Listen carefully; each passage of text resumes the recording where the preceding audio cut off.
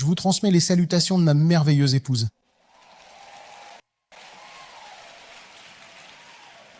Qui m'a demandé de prier pour vous tous ici, afin que chaque ennemi de votre joie soit enterré vivant. Au nom de Jésus. Avant que nous commencions la réunion de prière d'aujourd'hui, il y a des choses que je dois bien vous expliquer.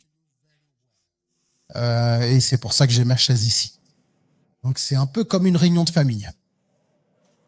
Amen. Gloire au Seigneur. Aujourd'hui, laissez-moi partager avec vous de véritables clés de puissance, des clés de puissance spirituelle essentielles pour vous aider à identifier et à trouver enfin votre partenaire qui vous est divinement destiné par le Seigneur pour votre vie. Des clés de puissance essentielles pour vous aider à identifier et à rencontrer enfin la personne qui sera votre partenaire divinement destiné. Clés de puissance essentielles pour vous aider à identifier et trouver votre partenaire de vie divinement destiné. Et nous allons parcourir quelques écritures très rapidement. Genèse 2, 18. Dans le livre de la Genèse, chapitre 2, verset 18. Dieu le Créateur a créé beaucoup de choses dans le livre de la Genèse. Après chaque création, la Bible dit « Et Dieu regarda cela, et c'était très bon. » Dieu regarda cela, c'est très bon. Dieu regarda cela, c'est très bon. Mais quand on arrive à Genèse 2, 18, il y a quelque chose qui n'est pas très bon. Dans Genèse 2, 18, la Bible dit « Et l'Éternel Dieu dit, il n'est pas bon que l'homme soit seul. Je lui ferai une aide semblable à lui. » C'est l'origine du mariage dans la Bible. C'est l'origine du mariage partout. Personne ne peut raconter l'histoire du mariage en dehors du passage des Écritures que nous venons de lire, d'où nous avons tiré Genèse 2, 18. Maintenant, dans Proverbe 18, 22. C'est dans Proverbe chapitre 18, verset 22.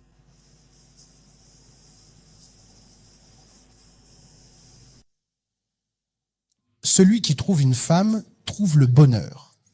Et il est tout à fait vrai que c'est exactement la même chose pour celle qui trouve un mari, car elle obtient ainsi la faveur de l'Éternel. Cela nous explique très clairement que vous avez absolument besoin de cette faveur divine particulière pour réussir à trouver la bonne personne pour votre vie. Et je prophétise sur quelqu'un ici. Si ton amen peut être volcanique, que la puissance de la faveur matrimoniale vienne couvrir ta vie au nom de Jésus. Un amen 7 fois.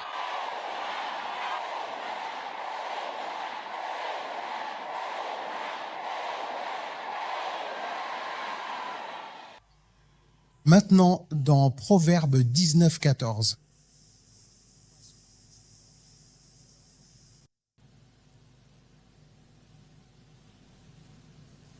Proverbe 19, verset 14.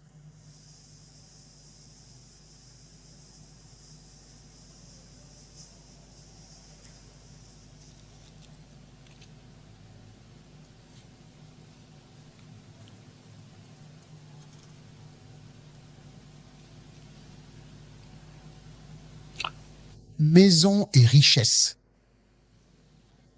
sont l'héritage des pères. Et une femme prudente vient de l'Éternel. L'inverse est aussi vrai. Un mari prudent vient de l'Éternel.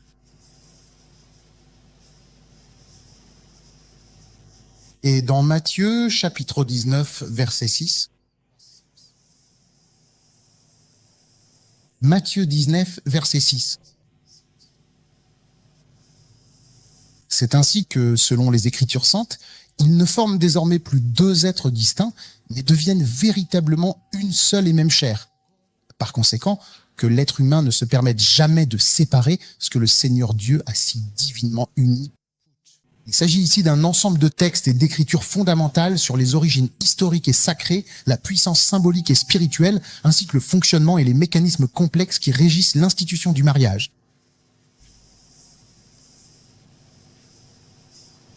Il y en a beaucoup plus que cela. 50 choses peuvent mal tourner si vous épousez la mauvaise personne. Je prie pour que vous n'épousiez pas la mauvaise personne.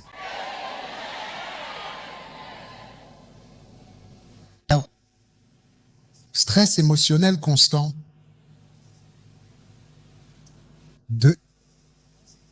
Perte de paix. 3, votre vie de prière meurt. Vous avez épousé la mauvaise personne. 4, oppression spirituelle. L'ennemi opprime votre femme. L'ennemi opprime votre mari. Cela vous sera transmis. 5, retard de destinée. Le retard de destinée vous guette. Si vous épousez la mauvaise personne, votre destinée sera retardée. C'est pourquoi nous ne cessons de dire aux gens que la prochaine grande décision à prendre après votre salut, c'est le choix de la personne à épouser. 6, destruction de destinée. 7, frustration chronique. Il y a des gens qui m'écoutent ici, vous savez, votre mère était frustrée, votre père était frustré par le mariage. Dès que c'est mauvais, il y a destruction de destinée et frustration chronique. 8, instabilité financière. 9, manipulation.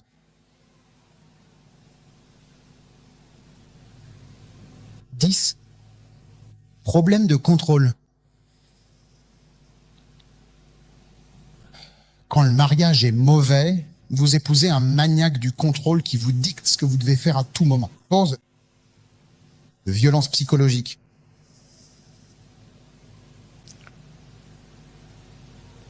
12, perte d'identité. Le mariage peut faire perdre son identité à une personne.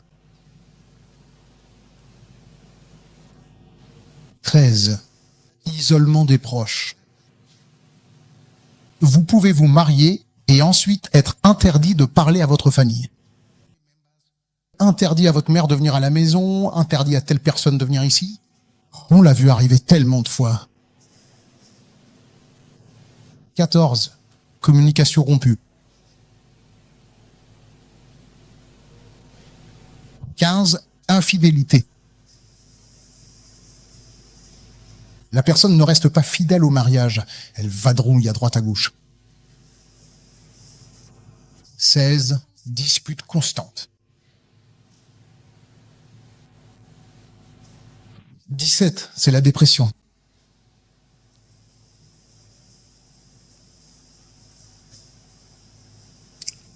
Beaucoup de femmes traversent une dépression, parfois jusqu'à finir à l'hôpital psychiatrique à cause du mariage qu'elles ont contracté. 18, c'est l'anxiété. 19, c'est le regret. 20, le manque de soutien. Tout cela arrive, tout part de travers. Dès que vous épousez la mauvaise personne, toutes ces choses vont mal. 21, confusion dans l'éducation des enfants. 22, mauvaise influence sur les enfants. Celui-ci fume, celui-là ne fume pas. Celui-ci boit, celui-là ne boit pas, alors les enfants sont perdus. 23, c'est l'amertume. 24, le ressentiment. 25, potentiel non réalisé.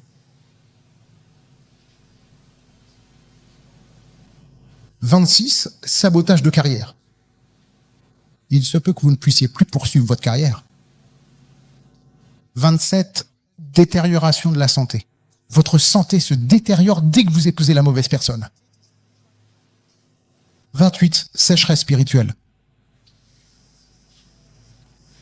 29, la honte. 30, perte de confiance.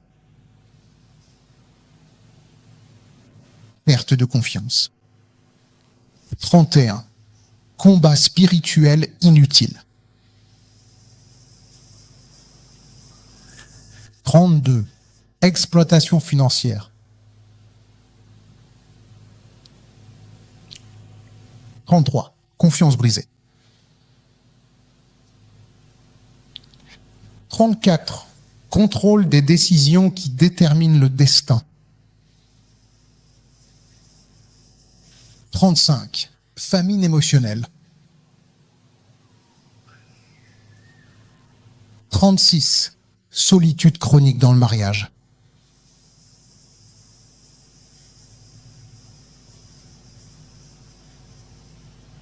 Beaucoup de gens sont mariés, mais ils vivent comme des célibataires et comme des personnes seules à la maison.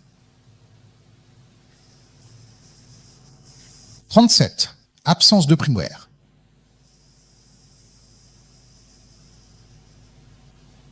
Si tu sens que ton existence même a un besoin vital de prière et que tu t'apprêtes à épouser une femme qui ne prie pas, ou si ta vie nécessite de ferventes prières et que tu vas épouser un mari qui ne prie pas, alors sache que ce manque de spiritualité et cette absence de prière vont inévitablement s'aggraver avec le temps. 38. Abus de la soumission. 39. Peur constante. 40. Suppression des dons. Le numéro 41. Un certain retard dans l'accomplissement de son propre destin. 42. Conflits familiaux. Je vous dis tout cela pour que vous compreniez à quel point il est important d'épouser la bonne personne. 43. Traumatisme du divorce. 44. Douleur de l'éducation monoparentale. Douleur de l'éducation monoparentale. Une étude récente et approfondie a montré que la très large majorité des jeunes actuellement incarcérés sont issus en grande partie de foyers monoparentaux. Donc la douleur de l'éducation monoparentale est un problème. 45. Humiliation publique. Vous avez peut-être vu des couples se disputer à la maison. Ils sortent dehors et commencent à se battre. Il a déchiré les vêtements de la femme, l'a laissée nue dans la rue.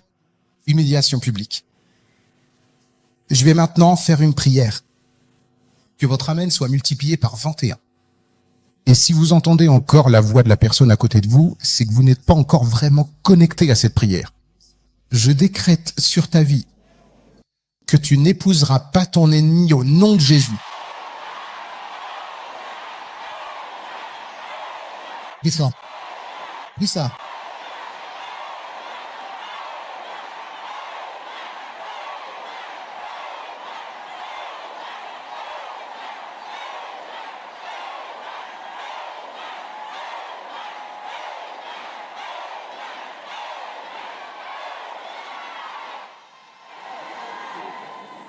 Et c'est réglé au nom de Jésus.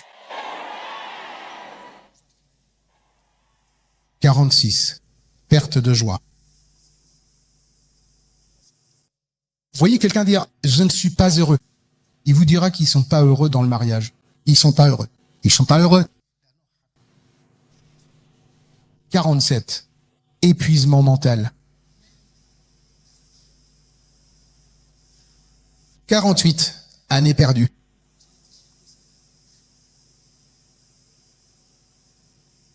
49. Cicatrice émotionnelle.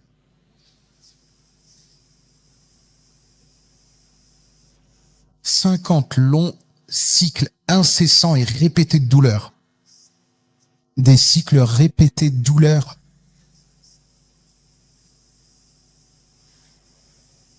51. Perte de foi. tu commences à perdre ta foi. Ils sont 52. Des enfants qui ont été élevés dans un chaos totalement total.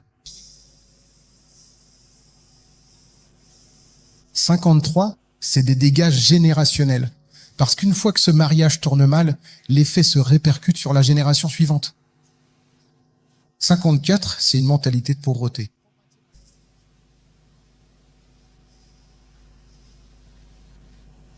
55, c'est le manque de vision.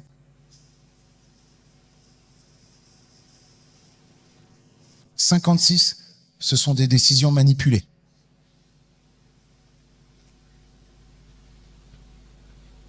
57, chantage émotionnel.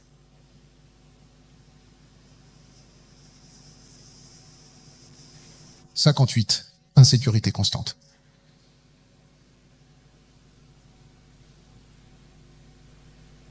« 59, stagnation. »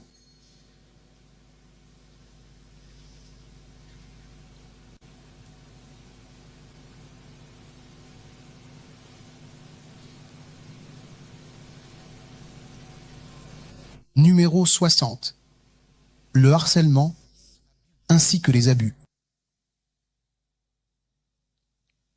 61, manque de repos.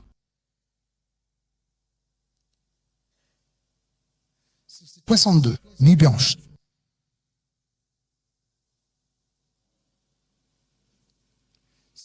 63, larmes silencieuses.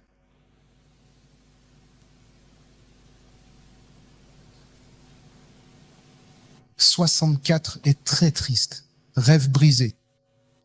Ce rêve d'une belle vie que la personne avait est maintenant brisé. 65, c'est la confusion spirituelle.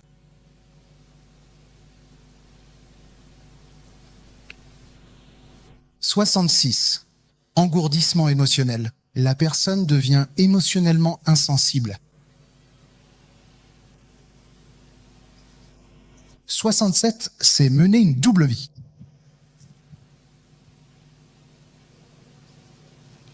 68, c'est prier des prières remplies de regrets. Je prie maintenant des prières de regrets. Je dis, Père, tu m'avais dit, tu m'avais montré de ne pas épouser cette personne. Maintenant, je suis désolé. 69, retard dans les témoignages.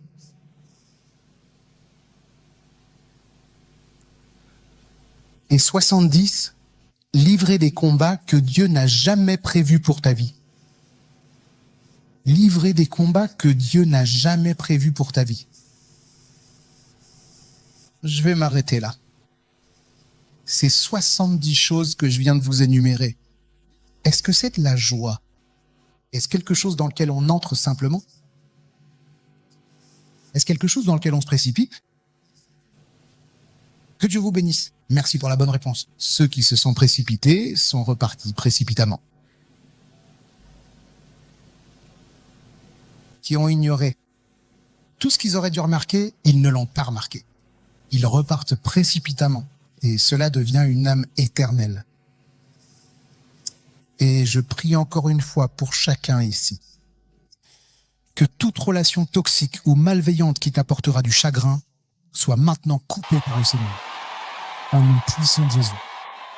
Amen. Qu'elle soit dispersée, qu'elle soit dispersée, qu'elle soit dispersée, qu'elle soit dispersée. Que ton ciel tonne comme le tonnerre, qu'elle soit dispersée au nom de Jésus.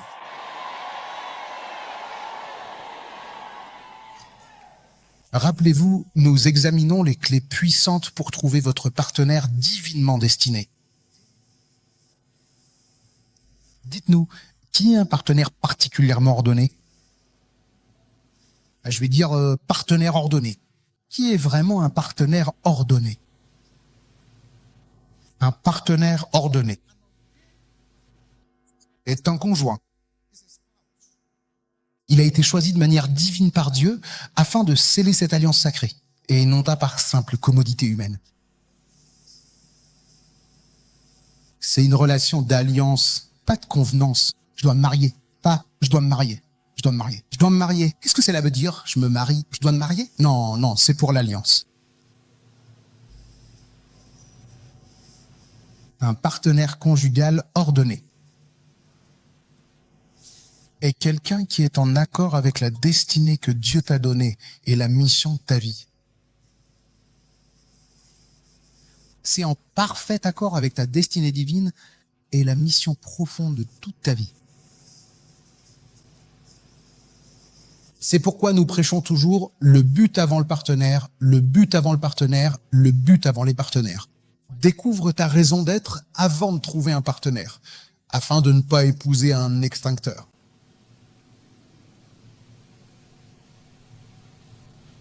Avoir à ses côtés un partenaire conjugal dévoué et ordonné constitue un soutien précieux et indispensable, véritablement conçu par la grâce du ciel pour t'épauler et t'accompagner fidèlement dans l'accomplissement de ta mission sur cette terre.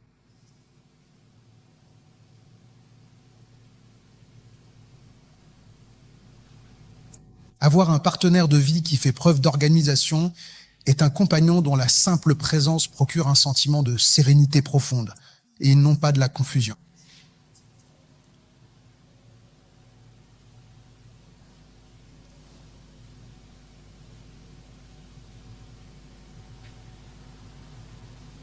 Pas la confusion. Écoute-moi bien. Si quelqu'un ose déjà te donner une gifle avant même le mariage, et si tu as encore toute ta tête, qu'est-ce qui peut bien te faire croire un seul instant que ces gifles ne vont pas augmenter avec le temps? Donc ce genre de partenaire, c'est la confusion. Éloigne-toi d'eux. En fait, la Bible le dit clairement. Elle dit « Ne fréquente pas un homme colérique ». Si tu vois quelqu'un avec un très mauvais caractère, il faut juste ne pas t'en approcher. Laisse-les tranquilles. Laisse-les tranquilles. Ils détruisent. Après avoir tout détruit, ils redescendent et disent « Je suis désolé. Je suis vraiment désolé. » Le mal est déjà fait.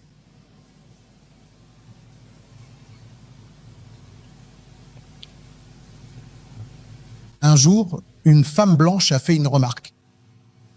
Je n'ai jamais pu oublier cette phrase de toute ma vie. Nous devions voyager quelque part depuis l'aéroport d'Heathrow à Londres. Tout à coup, une alarme s'est mise à retentir. Ils ont ordonné à tout le monde de sortir, de quitter l'aéroport. Tout le monde dehors de l'aéroport. Tout le monde a pris, en fait. Personne n'a pu récupérer ses bagages. Donc juste la serrure. Tout le monde s'est précipité dehors. Ils ont dit qu'il y avait une bombe dans le terminal. Tout le monde dehors. Tout le monde s'est rué dehors. On nous a tous poussés dehors, à l'extérieur du terminal. Et une longue file de policiers et toutes sortes d'hommes armés sont arrivés en courant. Ils sont allés à l'aéroport. Ils sont restés là pendant 1 heure. Après 1 heure, on les a vus repartir. Et cette femme a pris le micro.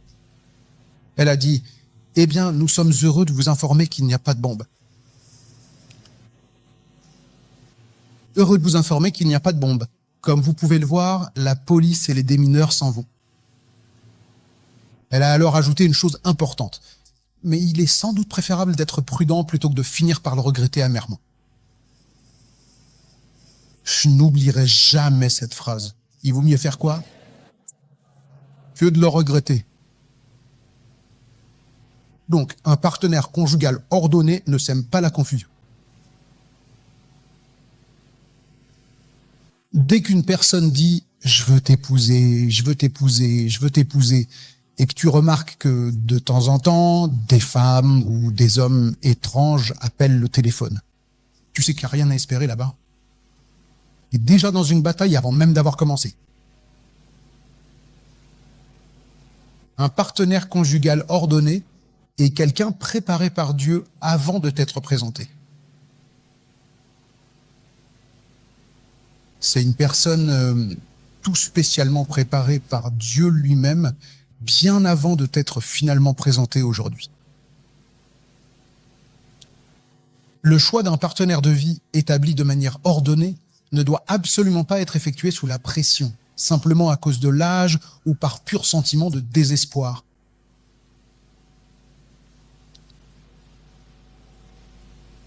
Ce n'est pas un choix dicté par la pression, l'âge, la peur ou le désespoir.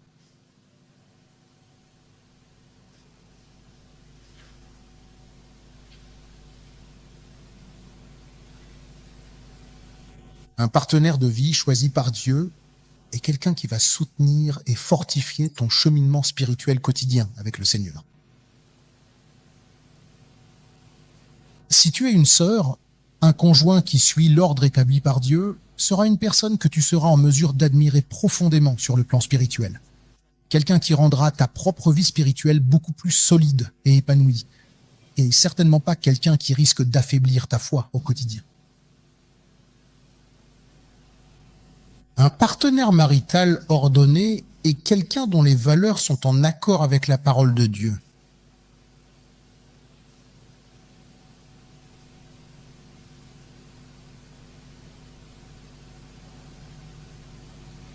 Avoir un partenaire de vie qui est ordonné par Dieu représente un véritable soutien précieux pour ta destinée, et non une personne qui risque de la détruire.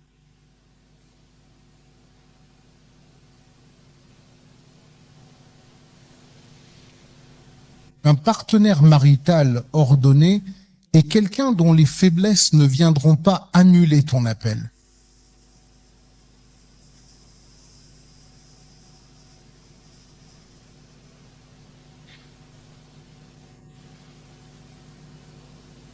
Un partenaire marital ordonné est un partenaire destiné à se battre pour le mariage, pas à l'abandonner.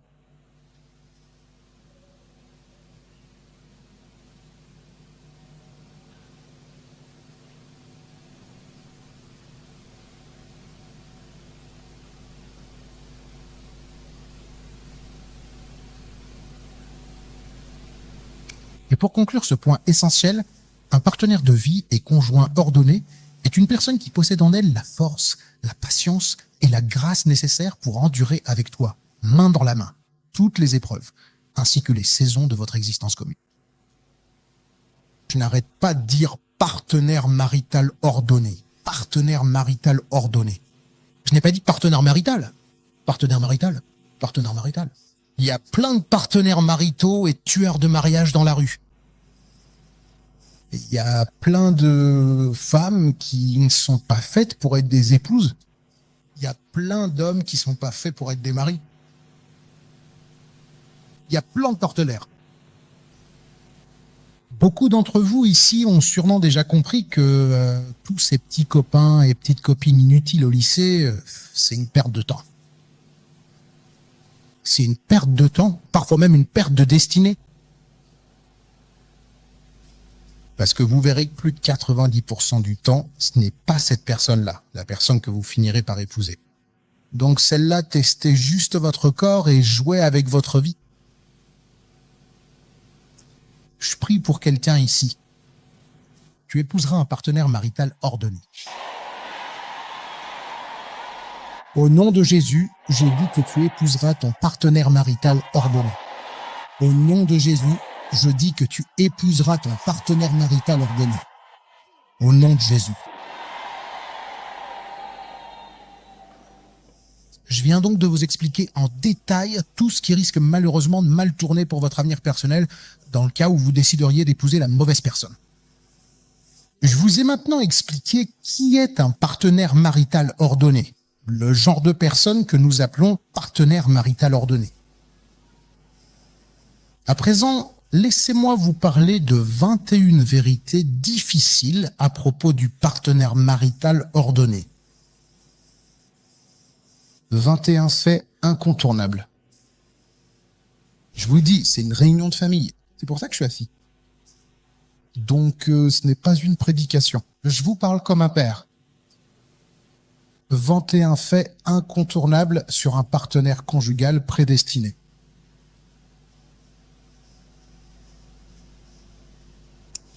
Premièrement, malheureusement, l'amour seul ne suffit pas. L'amour seul ne suffit pas. Il faut aussi d'autres choses. Je t'aime, je t'aime, je t'aime. Je t'aimerai jusqu'à l'aube. Je t'aimerai jusqu'à ce que l'océan devienne gris. Ma bougie de joie. Et le sucre dans mon thé. C'est de la belle phrase. Hein. Cela s'adapte vraiment très bien en poésie. Mais c'est bien plus sérieux que ça. La plupart des je t'aime que tu entends chez les gens, c'est j'aime ton corps. Ah, j'aime ton allure. J'aime ta démarche de mannequin. C'est du désir, tout simplement.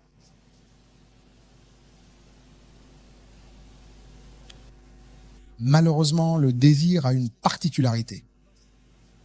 Il s'éteint très vite.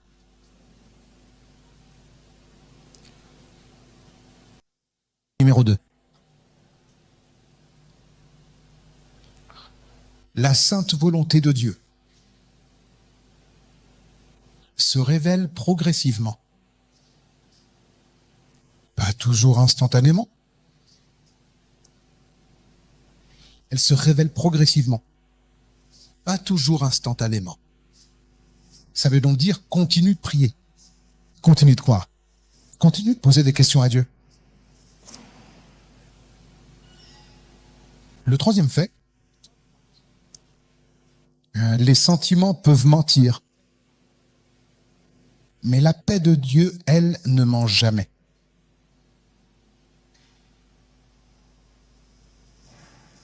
Les sentiments peuvent mentir, mais la paix de Dieu ne ment jamais. 4.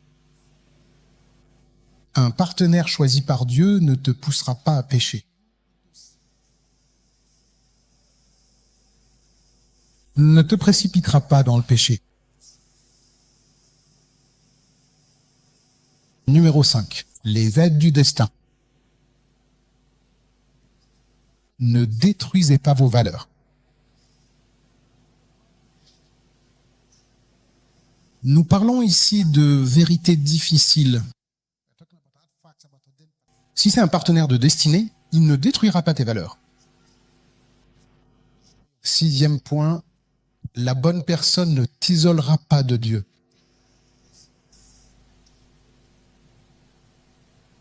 La personne qui te convient vraiment ne t'éloignera jamais de ta relation avec Dieu. 7e point. Les partenaires choisis par Dieu respectent les limites. Ils respectent les limites.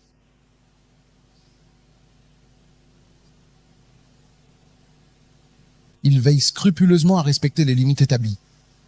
Passons maintenant au 8e point de notre liste.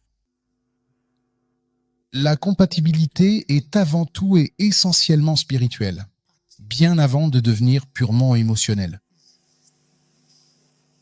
Nous aimons tous les deux lire des livres, nous aimons tous les deux aller à la salle de sport, nous aimons tous les deux faire ceci, faire cela, nous aimons tous les deux aller dans des restaurants, nous aimons tous les deux faire ceci. C'est une forme de compatibilité, mais la compatibilité la plus importante est celle sur le plan spirituel.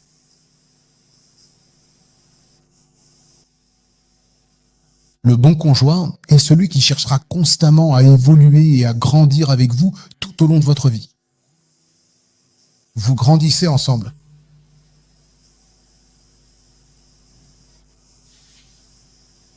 Guis.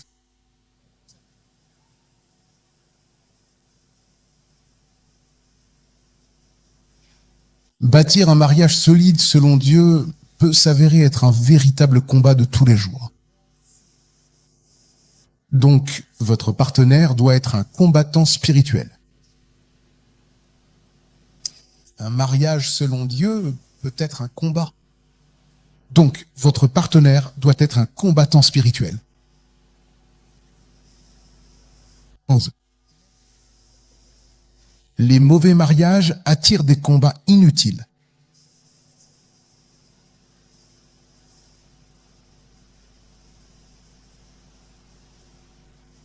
« 12. Dieu peut tester votre obéissance avant de vous révéler quoi que ce soit. Testez votre obéissance avant la révélation. Il est dit, ne vous mettez pas sous un joug avec des incroyants. Lorsque vous ne vous liez pas à des incroyants, la révélation viendra ensuite.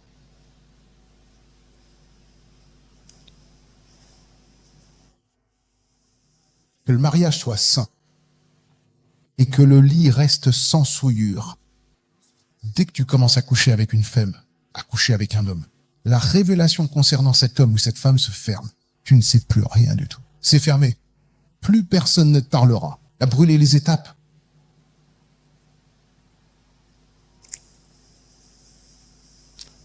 13. La bonne personne. Il se pourrait bien que cette version ne ressemble pas du tout à l'image de celle qui te plaît vraiment. Il est tout à fait possible que la personne qui vous correspond réellement ne ressemble en rien à celle qui attire votre regard au premier abord, ni même à cette image idéale et parfaite dont vous avez si souvent rêvé dans vos pensées les plus secrètes au fil des années.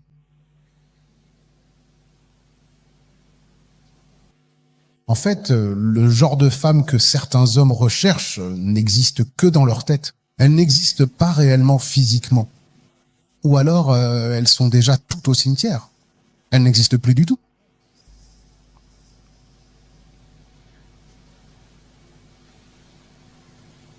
14.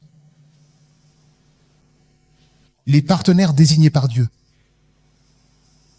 Ils coopèrent activement avec toi, même pendant les tempêtes les plus fortes.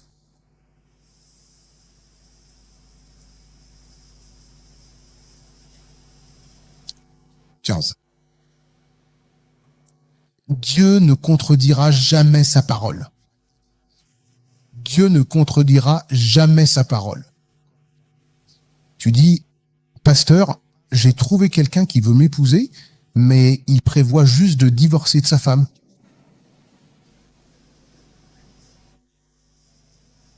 Ta texte. Correct. Donc, il veut divorcer de sa femme à cause de toi? Non. Dieu ne contredira jamais sa parole. 16. Le choix du moment opportun revêt une importance tout aussi capitale que la personne elle-même. La Bible dit qu'il y a un temps et une saison pour toute chose sous le soleil. Aïe, le bon timing, afin de ne pas avancer beaucoup plus rapidement que ton propre rythme. Le 17e point à considérer est celui-ci. La paix intérieure profonde est toujours une confirmation majeure et essentielle quand tu prends le temps de réfléchir sérieusement à propos de ton futur partenaire, celui qui a été désigné pour toi par Dieu. La tranquillité d'esprit est toujours une confirmation majeure. Dis vite. La capacité d'entendre Dieu. Ce n'est absolument pas un luxe, mais une véritable nécessité quotidienne. La capacité d'entendre Dieu n'est pas un luxe, mais une nécessité.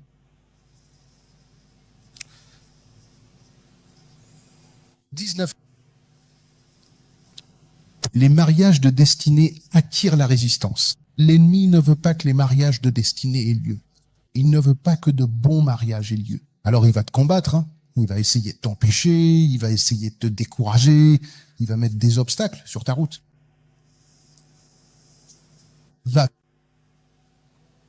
Dieu peut parfois nous demander de faire preuve de patience, et d'un certain travail de délagage,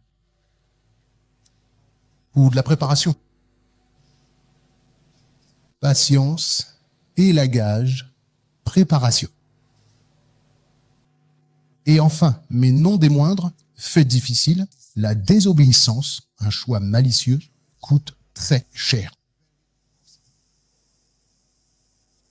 Mon très cher ami. Donc, jusqu'à présent, je vous ai parlé des dangers d'un mauvais mariage. Rappelez-vous, nous examinons les clés puissantes pour trouver votre partenaire divinement destiné. Nous avons vu les inconvénients et les problèmes des mauvais mariages. Nous avons vu qui est le partenaire divinement destiné. Regardons maintenant les faits concrets concernant ces partenaires divinement désignés. À présent, nous voulons passer aux clés puissantes pour trouver votre partenaire conjugal destiné. C'est ici que vous devez vraiment bien m'écouter. Les clés puissantes. Je vais vous donner plein de clés. Ayez foi en Dieu que si vous arrivez à maîtriser ne serait-ce qu'un quart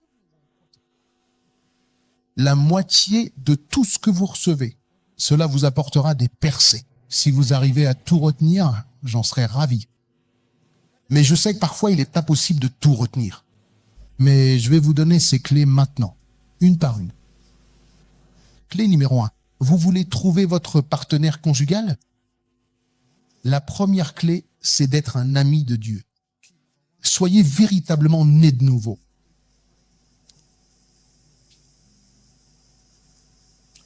Cherchez à devenir un véritable ami de Dieu et assurez-vous d'être réellement né de nouveau par l'Esprit pour vivre une vie nouvelle. Je dis né de nouveau, pas né contre. Il est possible de parler en langue sans être né de nouveau. Il est possible d'être pasteur sans être né de nouveau. Il est possible de chanter dans la chorale. Ils ne sont pas nés de nouveau. C'est une affaire très, très sérieuse. Et je veux que vous compreniez bien cela. J'ai été invité à une croisade quelque part. C'était une croisade FME. Et je viens tout juste d'atterrir à l'aéroport en plein cœur de cette magnifique ville. Il y avait une femme dans notre antenne là-bas qui était très influente. C'était il y a très nombreuses années. Je parle des années 90. Très influente. La femme était tellement influente qu'elle a pu conduire une voiture jusqu'au tarmac pour venir me chercher. Tellement influente. Nous sommes donc montés dans cette grosse voiture. Je me suis assis à l'arrière. Le pasteur s'est assis à côté de moi. La femme s'est assise devant, à côté de son chauffeur. Et alors que nous quittions l'aéroport, la femme a commencé à faire des reproches au pasteur. Elle a dit, « Docteur, Lukoya, ce pasteur que vous avez mis ici n'est pas né de nouveau. Donc vous devez le retirer d'ici. Il n'est pas né de nouveau. » Je m'attendais donc à ce que le pasteur dise, « Madame, Joe vient juste d'arriver. Laissez-le s'installer.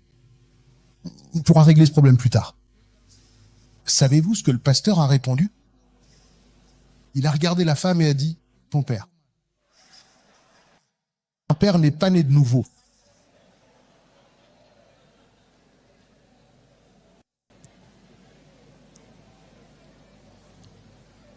En résumé, ni madame ni le pasteur ne sont nés nus.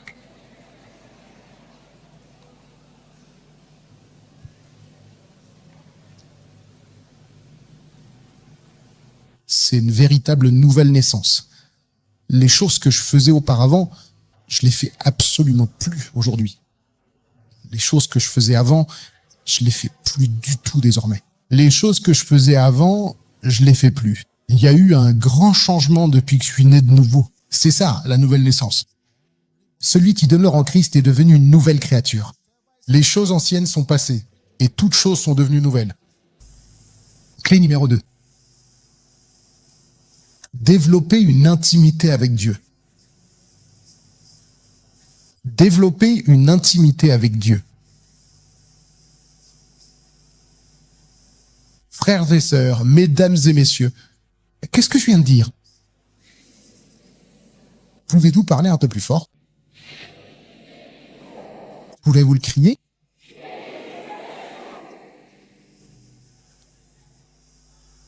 En ce moment même, là où vous êtes assis, sachez que vous êtes aussi proche de Dieu que vous le souhaitez réellement au fond de vous. Oui, vous êtes aussi proche de Dieu que vous le souhaitez personnellement. Si vous voulez être plus proche de Dieu, alors vous vous consacrez davantage, vous lisez plus la Bible, vous priez plus, vous êtes plus sérieux avec le Saint-Esprit, vous prenez plus de temps au calme, vous méditez davantage, vous commencez à vous rapprocher. Vous commencez à vous rapprocher. Développez une intimité avec Dieu.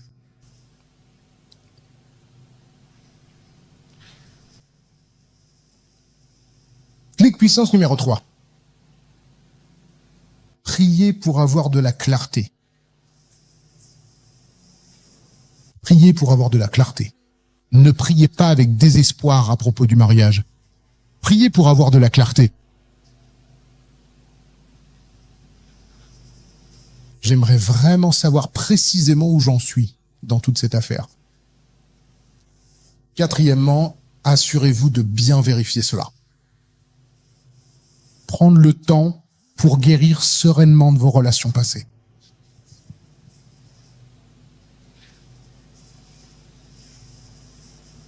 Que ce soit un petit ami, une petite amie, une mère, un ami, toutes ces relations passées, assurez-vous d'en guérir. Beaucoup ne guérissent pas de ces relations. Ils gardent cette blessure dans leur cœur. Et ils cherchent un autre partenaire. Cinquièmement, il est désormais essentiel de prendre en charge et de traiter avec soin les différents liens d'âme qui subsistent.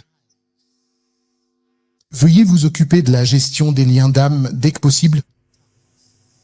Par lien d'âme, on entend un lien entre vous et quelqu'un avec qui vous avez eu une relation auparavant.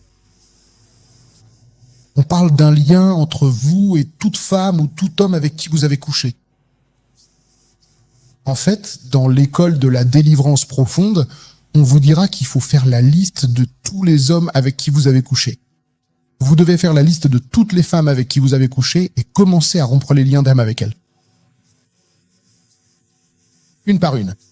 Parce que vous pourriez dire, mais nous ne sommes plus ensemble. J'ai quitté cette personne il y a longtemps. Si le lien d'âme est toujours là, vous êtes toujours attaché. Et ce lien d'âme peut en réalité vous empêcher de rencontrer votre partenaire destiné. Parce que vous n'avez pas rompu ce lien. C'est vous qui dites que vous avez rompu. L'autre personne peut encore vous vouloir. Ça veut dire que vous n'avez pas rompu. Ce qui signifie que beaucoup de gens ne sont pas mariés aujourd'hui. Parce que leurs liens d'âme se sont formés avec leurs anciens petits amis et petites amies. Leur partenaire sexuel avec qui ils refusent de rompre. Ce lien n'est pas encore brisé. Vous devez écrire le nom et dire Johnson. Le vieux lien d'âme entre Johnson et moi. Brise-toi maintenant au nom de Jésus. Tout lien d'âme entre Rose et moi, brise-toi maintenant au nom. Vous devez mettre leur nom et les briser un par un. Ici, j'ai couché avec tellement de personnes que je me souviens même plus de leur nom.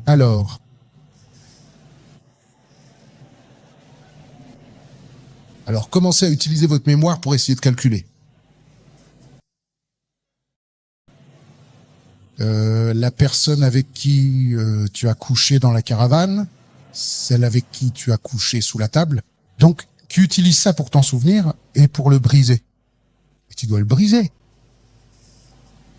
Ça a empêché tellement de gens de trouver la bonne personne. Ils disent, je veux me marier, je veux me marier. Je dis, oui, nous, les anges au ciel, nous savons que tu veux te marier. Mais tu es encore lié à cet homme maintenant. Tu es encore lié à cette femme. C'est pour ça qu'il est bon de brûler les ponts. Tu dis que tu cherches, tu veux te marier, tu cherches une bonne personne à épouser. Le cadeau que ton ancien petit ami t'a offert est toujours là ou la carte est encore avec toi? Tu gardes encore tout. Il y a toujours un lien. Ce n'est pas encore rompu. Tu dois brûler les ponts derrière toi pour pouvoir en construire un nouveau. Tu dois régler ton problème avec Ismaël pour que ton Isaac puisse arriver.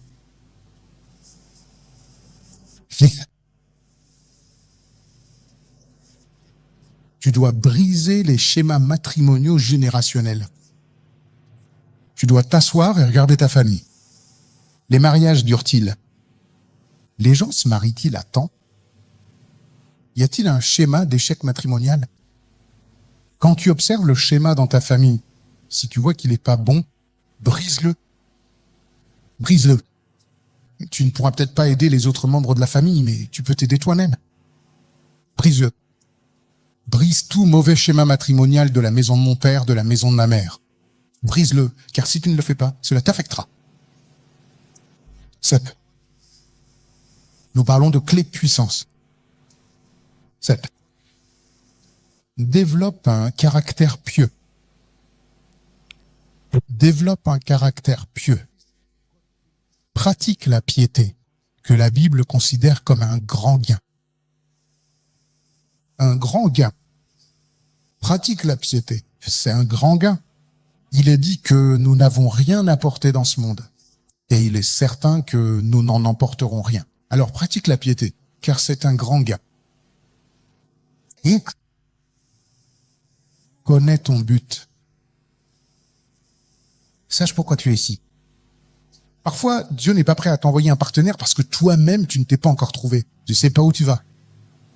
Tu ne connais pas ton but. Alors pourquoi? Tu ne sais même pas.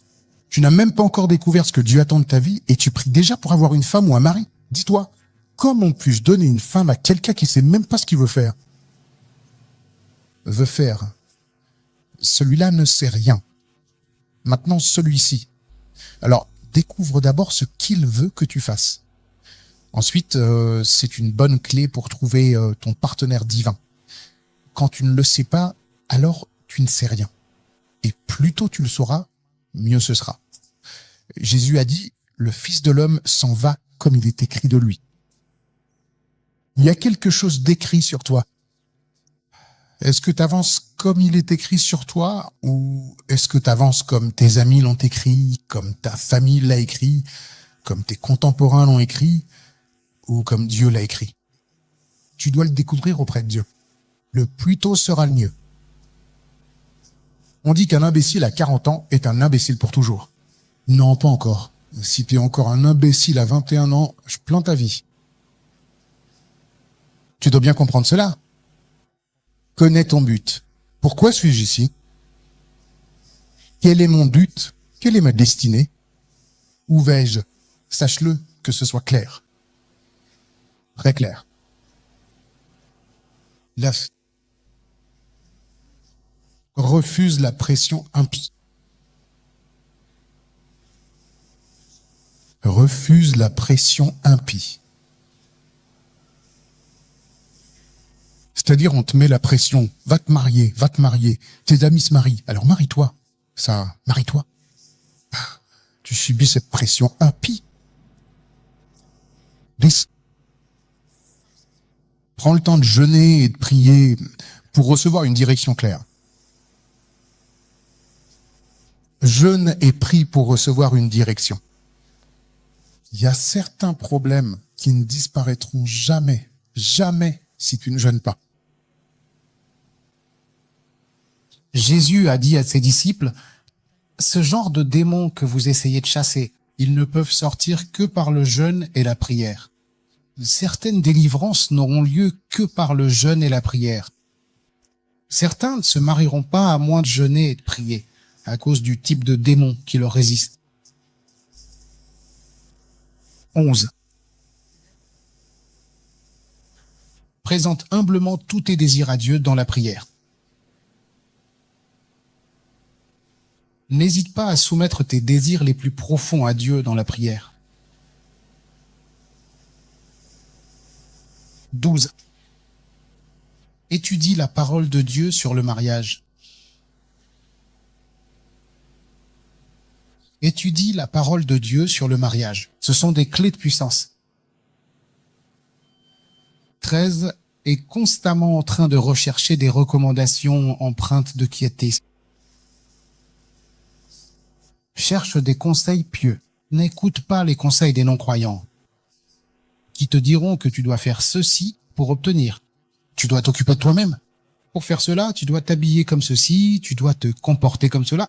Tu dois faire ceci. Un peu de graisse sur tes fesses, de la graisse sur ta poitrine. Tu dois faire ça. Toutes sortes de mauvais conseils. Cherche plutôt des conseils pieux. 14. Il est préférable d'éviter de t'engager dans des relations avec ce que l'on appelle un joug inégal.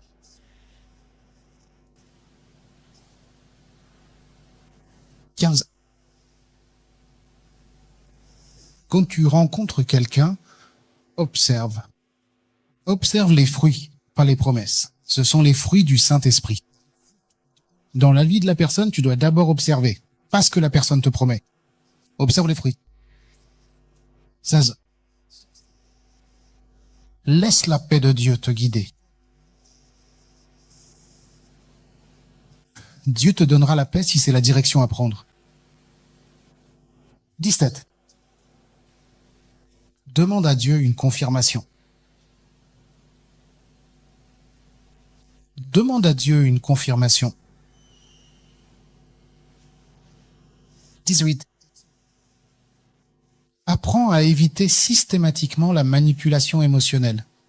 Ne permets absolument à personne de te manipuler émotionnellement.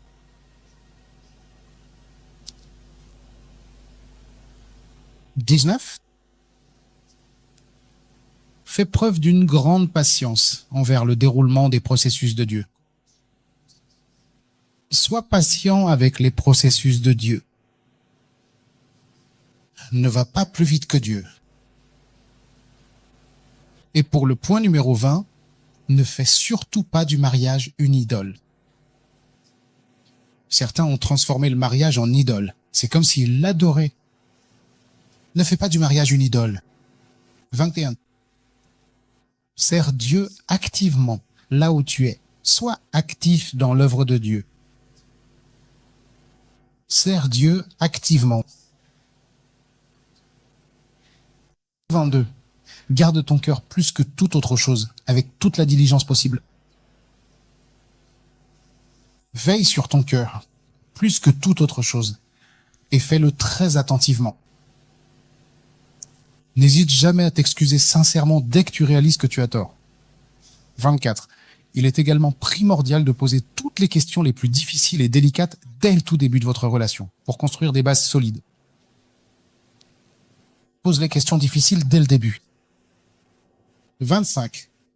Évite les relations secrètes.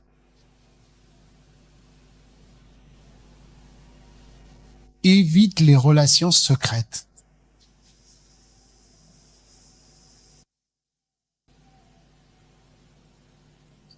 « 26. Que vos valeurs soient non négociables. Ne négociez pas vos valeurs en tant que chrétien. Ne négociez pas votre sainteté. Faites en sorte que vos valeurs soient absolument non négociables. 27. Soyez toujours à l'écoute du Saint-Esprit. Apprenez à écouter la voix du Saint-Esprit. Point numéro 28. Le discernement attentif des signaux d'alerte dès les tout premiers instants. Les signaux d'alerte, discernez-les très tôt pour ne pas avoir de problème. 29. N'ignorez pas les avertissements du Saint-Esprit.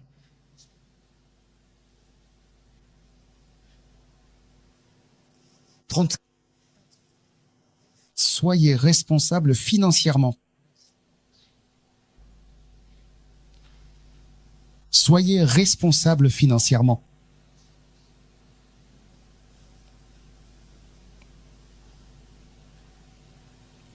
31. Soyez mature émotionnellement.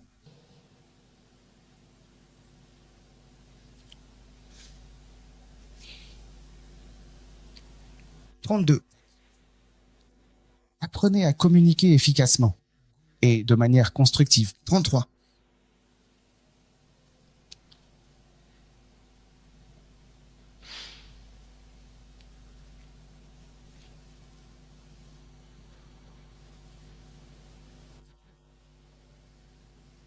Découvrez comment vous pouvez apprendre à entendre clairement la voix de Dieu.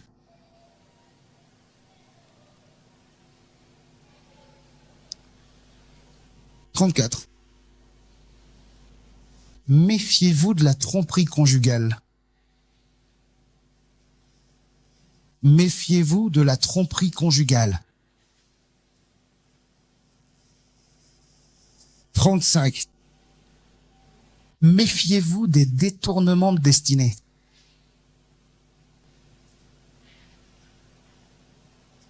36. Ne vous précipitez pas à vous installer à cause de l'âge.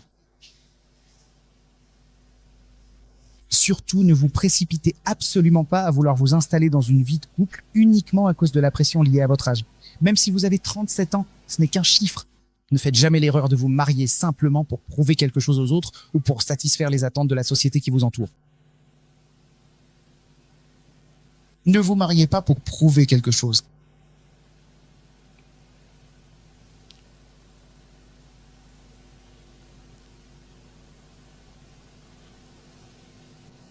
Conseil numéro 38. Il est essentiel d'éviter de prendre des décisions qui sont uniquement dictées par la convoitise. Évitez les décisions dictées par la convoitise.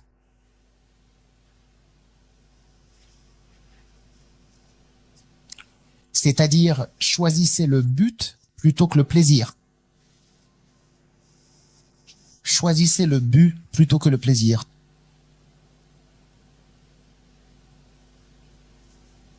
40. Laissez Dieu diriger vos pas.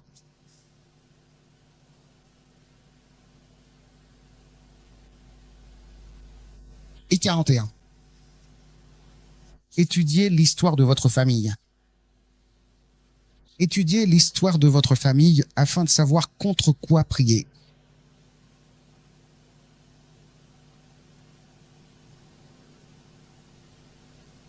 Étudiez l'histoire de votre famille. 42. Soyez tout à fait prêt à renoncer à votre projet dans le cas où Dieu dirait non. Soyez véritablement prêt à vous en aller si jamais Dieu finit par vous dire non. Veillez à vous assurer d'être parfaitement physiquement prêt. Financièrement, émotionnellement, mais aussi spirituellement mûr. Physiquement, financièrement, émotionnellement et spirituellement mûr. Et enfin, faites confiance au timing de Dieu. Le timing de Dieu est toujours le meilleur. Le timing de Dieu est toujours le meilleur. Je vais m'arrêter ici pour aujourd'hui. Nous continuerons la prochaine fois. Mais comme changement dans ce programme, il commencera désormais à 10 heures. Cela laissera donc assez de temps aux gens pour arriver. 10 heures, c'est désormais de 10 heures à midi, à partir du mois prochain. Merci de le noter dans votre agenda. C'est maintenant le moment de prier. Ces prières ne sont pas des prières de gentlemen. Parce que nous ne sommes pas là pour plaisanter du tout. Les 7 prières que je veux que vous fassiez, vous les priez jusqu'à en perdre la voix. Mais Dieu vous accorde la percée. Vous avez fait une bonne affaire. Mais si nous restons silencieux lors de cette première réunion de l'année, ce sera une véritable tragédie. Levez-vous maintenant. En vous levant, prenez n'importe quel chant de louange et chantez-le fort et clair. Au roi des rois et au seigneur des seigneurs. N'importe quel chant de louange, chantez-le simplement fort et clair au roi des rois et au seigneur des seigneurs. Quel Dieu puissant nous servons. Il est véritablement un Dieu infiniment grand, un roi souverain et puissant qui règne en maître au-dessus de toute chose et qui continue d'agir sans cesse. Merci Jésus.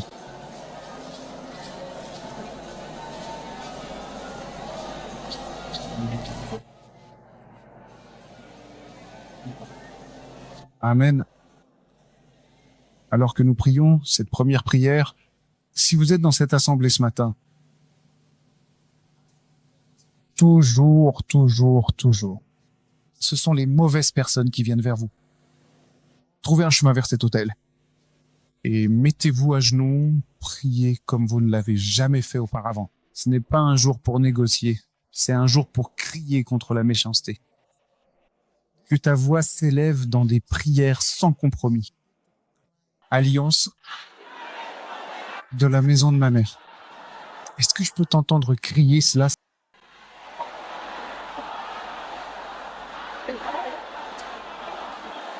Ta voix doit être plus forte au nom de Jésus.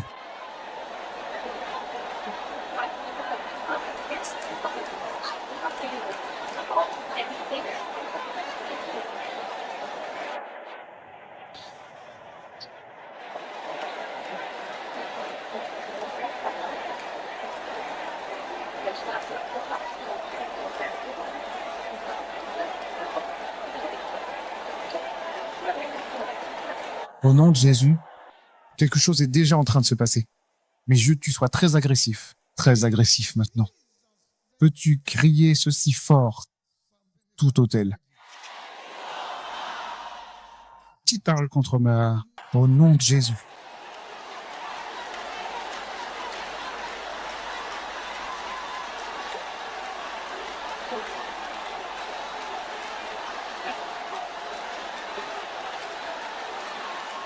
Continue.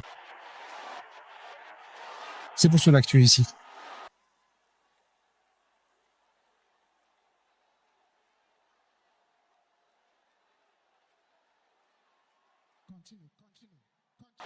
Brisez les autels, renversez l'autel.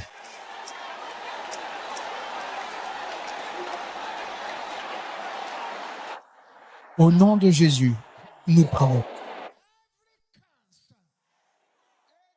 Contre ma vie conjugale, priez au nom de Jésus.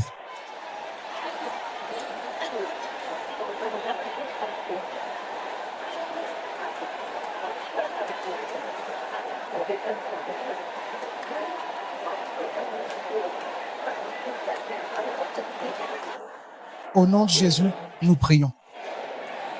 Dis ma moitié. Maintenant, écoute la parole du Seigneur. Au nom de Jésus.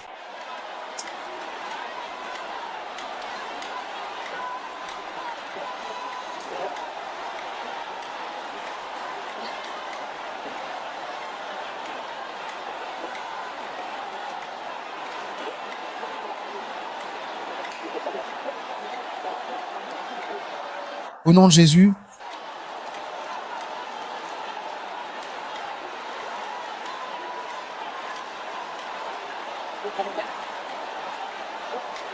ouvre ta bouche, ouvre ta bouche. C'est pour cela que Jésus t'a amené ici. Tu es ici aujourd'hui pour une rencontre très importante. Oui, tu es vraiment ici pour une rencontre qui pourrait tout changer. Au nom de Jésus, Père, je prie pour ces enfants ici à l'autel. La chaîne conjugale maléfique autour de ton cou, autour de ta taille, autour de tes mains, autour de tes jambes est brisée. Elle est brisée. Il est brisé.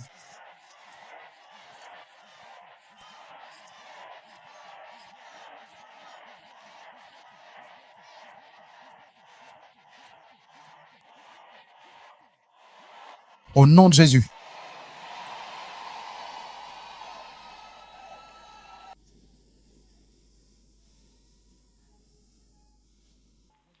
Je place vos alliances dans la félicité.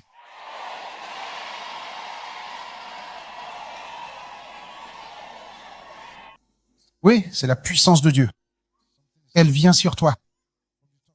Quelque chose est en train de t'arriver là, tout de suite. Du sommet de ta tête jusqu'à la plante de tes pieds. Du sommet de ta tête jusqu'à la plante de tes pieds. Le feu de Dieu détruit tout vêtement de ténèbres. Oui.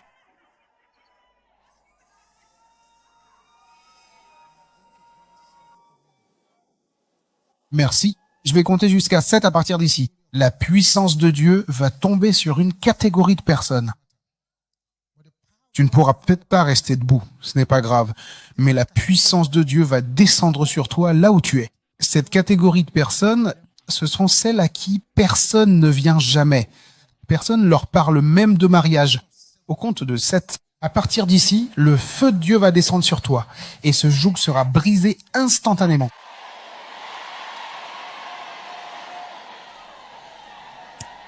Att 2, 3.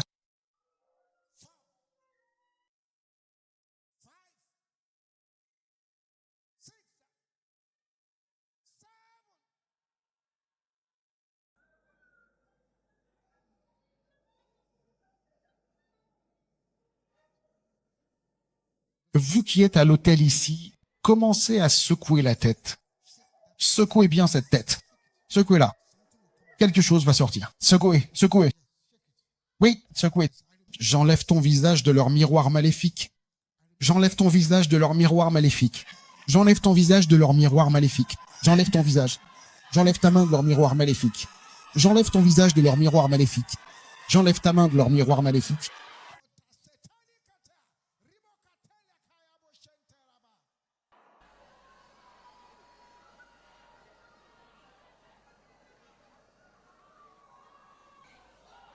Dis ceci haut et fort. Où que soit mon partenaire destiné, où que tu sois maintenant libéré par le feu sacré au nom de Jésus-Christ.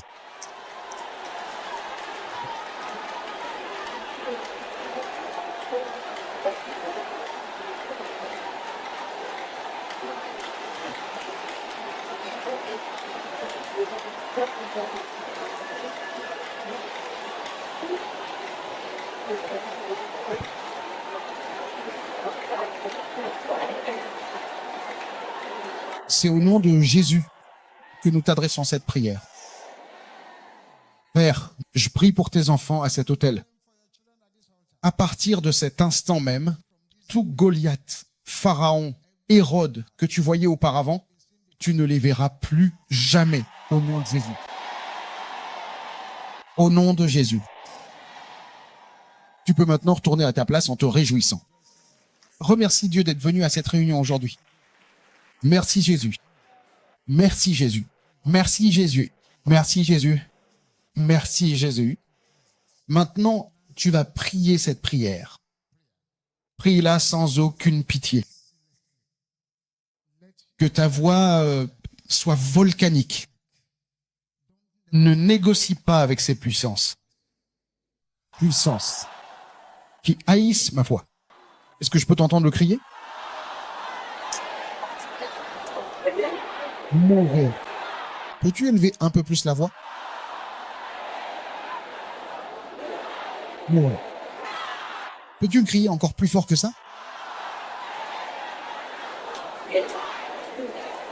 Au nom de Jésus.